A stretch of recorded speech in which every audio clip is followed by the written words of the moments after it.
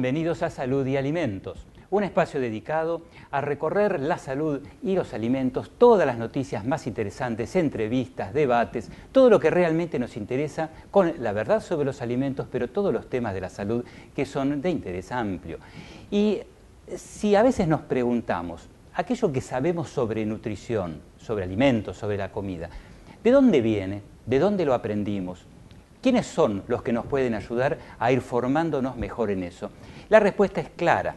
Nadie mejor que los que no solamente saben de nutrición, sino además se han dedicado extensamente a ver cómo transmitir ese conocimiento, pueden analizarlos y pueden darnos alguna pauta para orientarnos. Así que hoy tenemos acá con nosotros a una nutricionista de amplia trayectoria en este terreno y que nos va a ayudar un poco a transitar ese camino de qué es la información, qué es la educación, de dónde viene lo que nos dicen o lo que creemos que sabemos sobre la nutrición y los alimentos.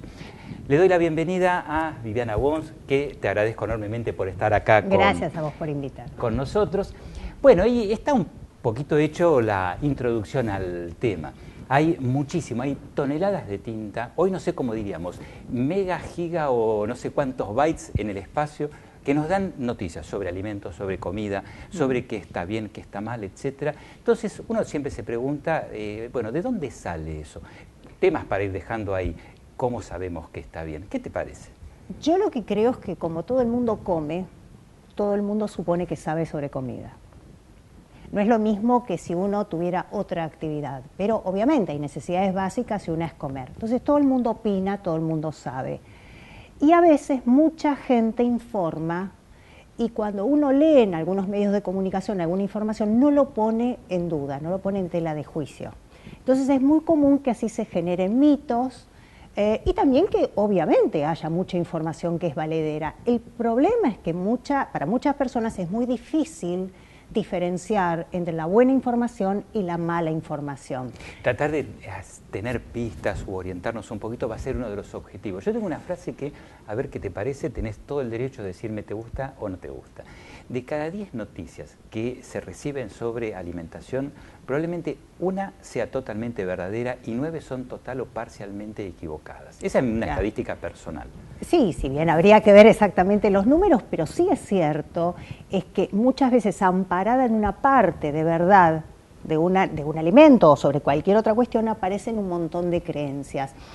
Hasta el otro día escuchaba en gente que se supone que sabe, seguían hablando de la similitud de acuerdo a la forma de un alimento que tenía que ver con su funcionalidad. Ese es un tema viejo, que si la berenjena tiene una forma, servía para esto, que si la zanahoria tiene una forma, servía para aquello, pero la forma de un alimento no tiene que ver. Yo he escuchado médicos hablando sobre eso en algún tipo de programas especiales que venden algunas cosas, y yo decía, pero ¿cómo puede ser posible?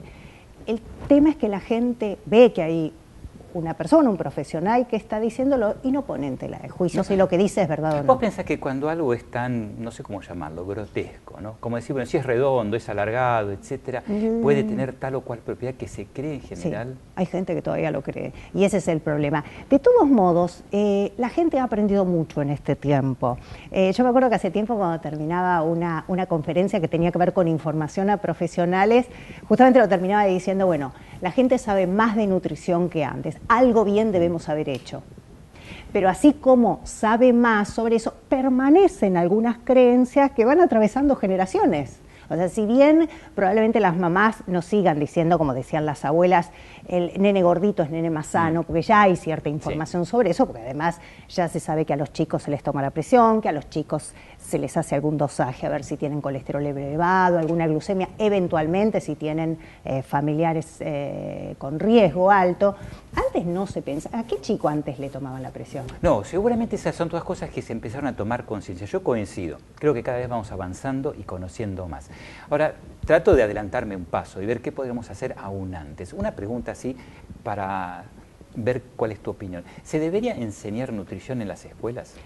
De hecho, dentro de las currículas, y esto depende obviamente del lugar donde se escuche, donde se vea el programa, en las distintas currículas, bueno, no siempre coinciden, pero sí en materias que tienen que ver con biología, algún punto se da. De hecho, a mí me ha sucedido, y a nivel central, el ministerio donde estoy, que alguna chica administrativa me haya dicho, mira, ¿me podés ver tal ejercicio que la nena tiene que presentar? Y me llamaba la atención porque se le pedían valores calóricos, Ajá. cantidad de hidratos, de proteínas, que quizás, y ese es el tema de las calorías, todo el mundo habla de calorías.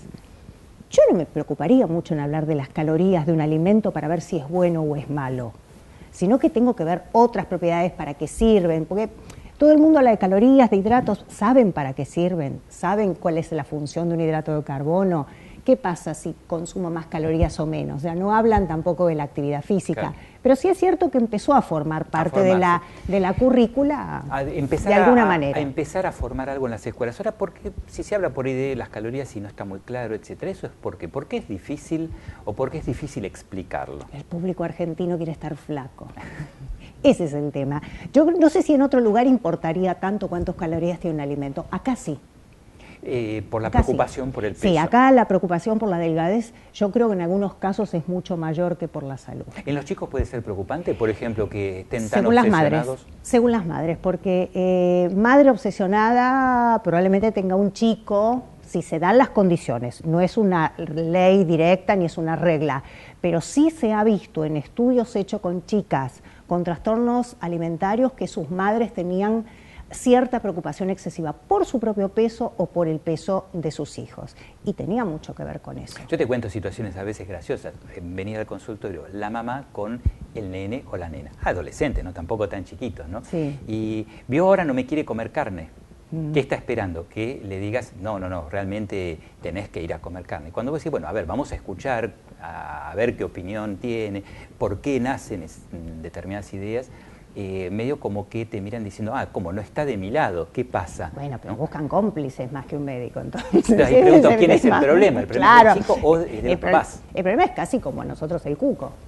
O sea, acá traen al médico o a la nutricionista, pero también suceden cosas en cuanto a los hábitos alimentarios. ¿Cuántos chicos no comen pescado? Entonces, cuando una pregunta de una anamnesis, ¿come pescado? No. Y la madre hace, no.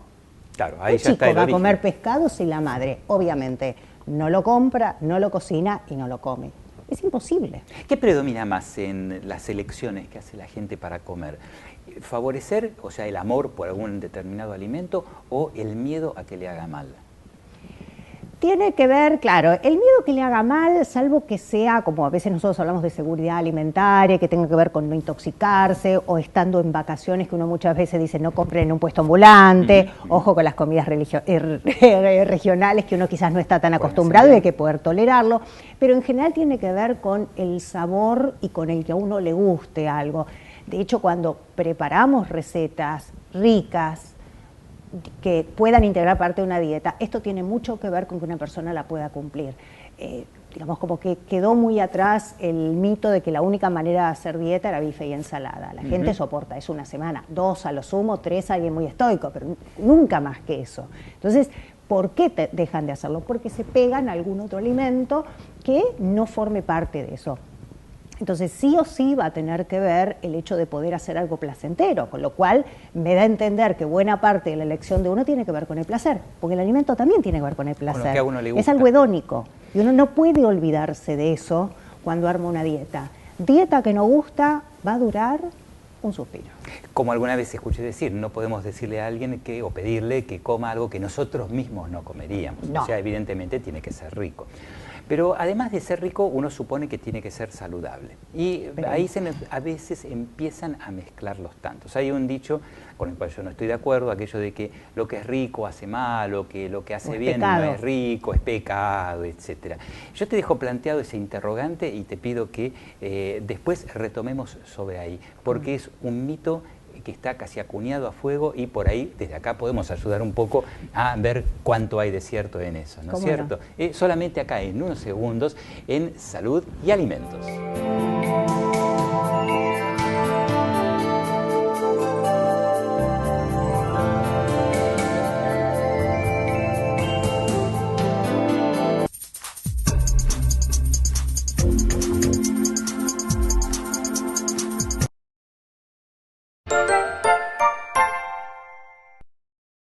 Ahora tu cocina tiene más color. Proba la línea completa Celusal y descubrí un mundo de sabor. Celusal cuenta con el aval de la Sociedad Argentina de Nutrición. Celusal, la sal de la vida. Laboratorios Vago. Ética al servicio de la salud.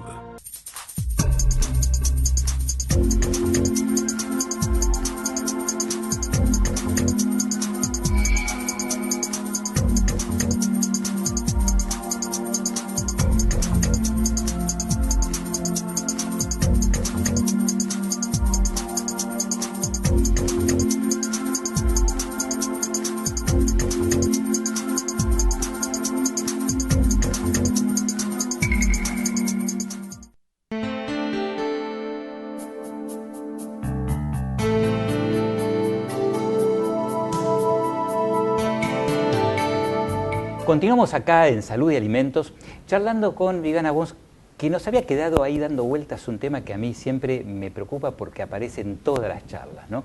Aquello de que si lo bueno es saludable, o si lo saludable no es rico, etc. ¿Cuál sería la fórmula para que las cosas sean todas buenas, que sean ricas y saludables? Todas buenas sería un mundo ideal, no existe, pero sí lo que podemos tratar es de, en el caso de tener un paciente adelante, sugerir que no hay por qué abandonar todas las cosas que a uno le gustaban. Uno puede reelaborarlo con los alimentos que sean posibles. O sea, es que aunque lo prohibido parezca muy terrible, que sea posible si uno lo utiliza, alimentos aptos y preparaciones aptas. Prácticamente se pueden hacer todas las recetas, eso lo aseguro, prácticamente. Hay 2 o 3 que son imposibles, pero se le puede dar, es lo que nosotros llamamos dietoterapia, o sea, cocina dietoterápica, eso se puede hacer, siempre existió. Y además ahora, con tanta cultura gourmet y con tantos alimentos nuevos que han aparecido, es como que se ha ampliado esto. Y se puede llegar a realmente a hacer algo muy rico. Hacer recetas ricas. Sí. Yo sigo pensando que hay más una alimentación adecuada que un alimento adecuado. Prácticamente una alimentación puede entrar absolutamente todo tipo de alimentos si uno los prepara o los pone en cantidades adecuadas. Sí, pero ahora, hay que tener ganas de hacerlo. Exacto. Ahora, ¿por qué ese es el tema? Hay tanta resistencia en general y es más fácil la indicación autoritaria, esto sí, esto no, que la indicación más amplia, más Para hacer una indicación más amplia hay que saber hacerlo. O sea, es muy difícil que alguien que no esté acostumbrado a manejar alimentos, de hecho a cocinar, pueda hacer una indicación completa, desde el principio hasta el final. O sea, uno puede dar un título, pero a lo mejor ante una pregunta de cómo logro tal cosa, probablemente se detenga. Hay que aprender a hacerlo. Íntimamente, y te prometo que no se lo cuento a nadie. ¿Las nutricionistas saben cocinar? ¿Qué problema? Sí, en general sí. Seguimos con el siguiente tema. Sí. Dentro de las materias, una cosa es la que ha aprendido en la casa a cocinar, la que su abuela, su madre y demás cocinaba delante de una y una participaba. Esa es la mejor manera de aprender. Pero además de eso, en la currícula hay clases de cocina que cuando yo estudié se llamaban arte coquinario, otros le ponen culinario, y teníamos en ese momento un año, otro año y después una de cocina dietoterápica. Eso sirve como una base. Después está lo que uno haga, lo que uno desarrolle, lo que uno estudie, como todo. Pero para eso hay que aprender y hay que dedicarse. A uno le tiene que gustar. Cuando a uno no le gusta algo, así como antes hablábamos de un alimento que a uno no le gusta, en todas las carreras hay una parte que a uno no le gusta. Capaz que a alguien no le gusta la parte de cocina, pero probablemente se le vea dificultada el hecho de enseñar a otras personas. De todos modos, yo tenía la respuesta, o sea, yo estoy convencido que las licenciadas en nutrición saben cocinar y además saben cómo hacer las cosas y la mayor parte sabe cómo transmitirlas. Sí. Por eso a veces es cuando uno ve noticias, por ejemplo, o información, consejos, etcétera, que no están dados por el profesional, dice, ¿qué es lo que pasa? ¿Faltan profesionales o por qué motivo no llaman a los que saben? Que normalmente ese es un tema que tiene que ver con los profesionales en los medios de comunicación. Primero que no todo el mundo puede transmitir una idea de una forma que el resto de las personas lo entiendan. Pero por otro lado, hay situaciones que tienen que ver con la propia personalidad. O sea, si yo soy una persona sumamente tímida, sumamente retraída, es muy difícil que me muestre, ya sea o en un programa de televisión, o haciendo radio, o escribiendo. Porque cuando uno escribe se está exponiendo a que el otro también opine sobre lo de uno. Pero uno no puede obligar a la gente a hacerlo.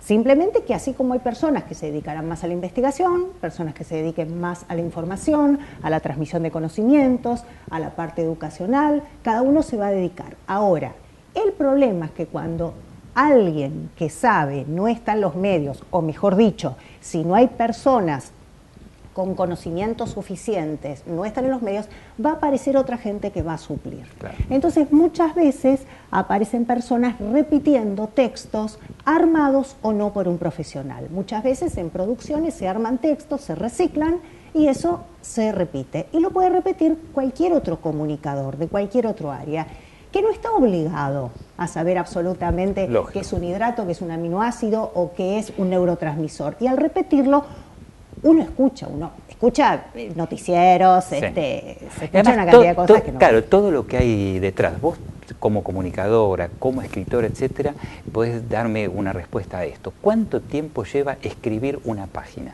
¿De un libro, de una nota o de lo que sea? Según qué es lo que uno vaya a hacer. Por Que se lee en ejemplo, un minuto. Sí, que se lee en un minuto y se defenestra en medio minuto También. también muchas veces. Pero una cosa es una página de una revista, o sea, a mí me ha pasado años de estar escribiendo en revistas. Es según el tipo de material. Una cosa es hacer una dieta y una cosa es hacer una nota que tenga mucho contenido periodístico con muchas cifras. Entonces eso, si yo realmente lo quiero hacer en serio, voy a tardar porque voy a consultar estadísticas, voy a hacer una nota a algún profesional, voy a hacer algún contrapunto con algo. Entonces realmente uno puede tardar bastante tiempo. También es cierto, uno puede refritar cosas que tenga y armarlo muy rápidamente, pero se nota cuántas veces puedo vender la misma nota. Ahora, un libro tiene que ver con algo que yo muchas veces voy a revisar. Lo que estoy haciendo, voy a ir para atrás, voy a ir para adelante. Un libro bien hecho hace que realmente uno tarde más tiempo. Mucho. Porque uno vuelve a revisar cosas que hizo, porque muchas veces en la medida que uno va escribiendo, pueden aparecer contradicciones. Claro. Entonces hay que limpiar todo el tiempo. Y hacerlo de nuevo. Es la conclusión a la cual yo quería por ahí llegar. Es decir, detrás de 3 minutos de lectura puede haber horas y horas de trabajo. Y viceversa, por ahí cuando se comunica algo sin ese trabajo detrás, es muy probable que lo que se diga no responda a la realidad. Vos hablabas de refritar. De todos modos, para refritar, yo tenía un profesor que decía, ¿qué están haciendo en el recreo? Repasando. Para repasar primero hay que haber pasado.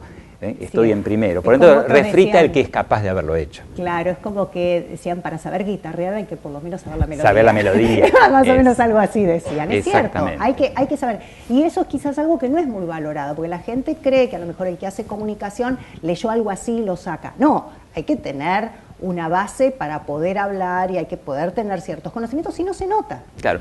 Grandes mitos. Mitos es algo que se tiene por cierto, pero que no es así o que no está sustentado en algo que sea evidente. Sí. Mitos de la alimentación. ¿Cuál se te ocurre? Vamos a tirar 2 o 3 para entretenernos un poco. El pan engorda, las tostadas no. Bueno, en un minuto, ¿podemos decir por qué no es tan así? Y no es tan así porque lo único que cambia es el contenido en agua. O sea, eso es así, pero es cierto. Pero la gente ponía en las dietas o comía en las dietas tostadas y pan no. Entonces pareciera un va de retro el pan y tostadas comían un montón. Todo lo que o quieran. esas finitas que se bajan los paquetes enteros. Tiene que ver con eso. Sí es cierto que tiene que ver también con lo crocante. Lo crocante entra no solo por el gusto, sino por el oído. También. Es muy adictivo. Y por la cantidad de veces que hay. Eso es cierto. que Pero masticar. también permite que uno pueda saciar más rápidamente. su Entonces te apetito. dejo picando para el regreso un tema. ¿Pan duro o pan blando? Decís, ¿qué es eso? Ahora te lo cuento. Bien. ¿Dónde? Acá, en Salud y Alimentos.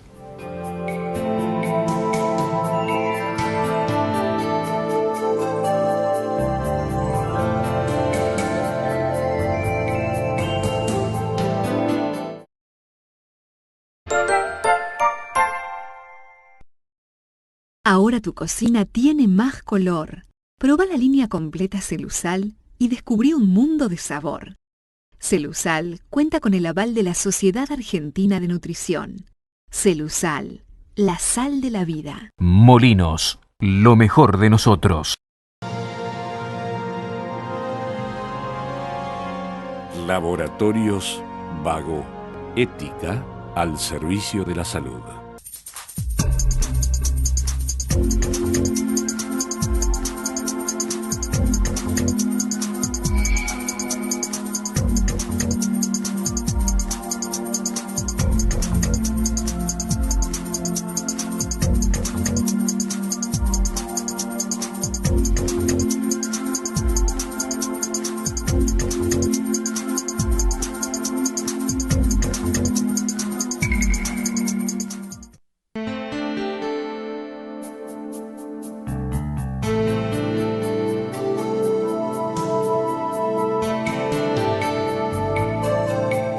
Continuamos aquí en Salud y Alimentos, en este espacio en el cual estamos transitando distintos caminos sobre las ideas y los conocimientos que tenemos sobre alimentación. Yo había dejado picando pan duro, pan blando.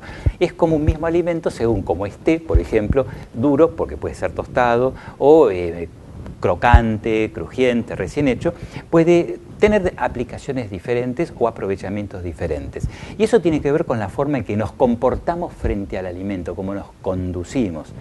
Tiene que ver con cómo nos comportamos, cuánta mayor o menor cercanía querramos tener al alimento, cuánto más rápido o más lento querramos comerlo o casi devorarlo, pero también, pensándolo, tiene mucho que ver con el índice de saciedad de un alimento, porque no nos olvidemos que no es lo mismo comer carne entera que carne picada.